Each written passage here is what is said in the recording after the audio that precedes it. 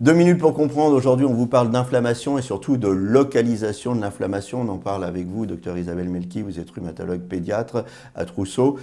Cette inflammation, elle peut se localiser à des endroits différents. Tout à fait. L'inflammation, elle peut se manifester de manière différente et à des endroits différents.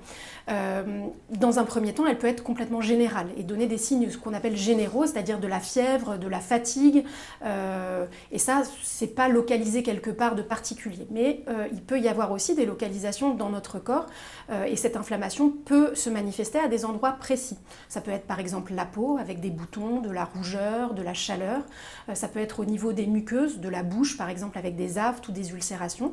Mais il peut y avoir aussi des localisations au niveau des articulations avec des gonflements, des douleurs d'allure inflammatoire, c'est-à-dire qu'il va y avoir des douleurs le matin, nécessiter ce qu'on appelle un dérouillage matinal, c'est-à-dire qu'il faut se chauffer pour faire disparaître cette douleur le matin au réveil. Ça peut réveiller la nuit également, ces douleurs articulaires inflammatoires.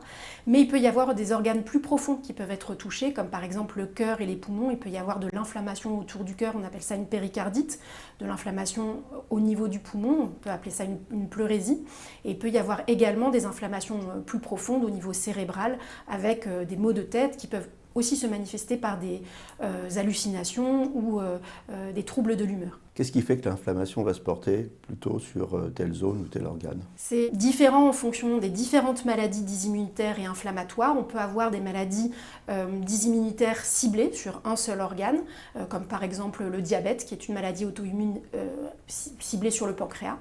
Mais on peut aussi avoir des maladies inflammatoires systémiques qui vont toucher plusieurs organes à la fois. Et dans ces cas-là, le dérèglement et la localisation est globale. Quand les choses se dérèglent, il ne faut surtout pas hésiter à consulter.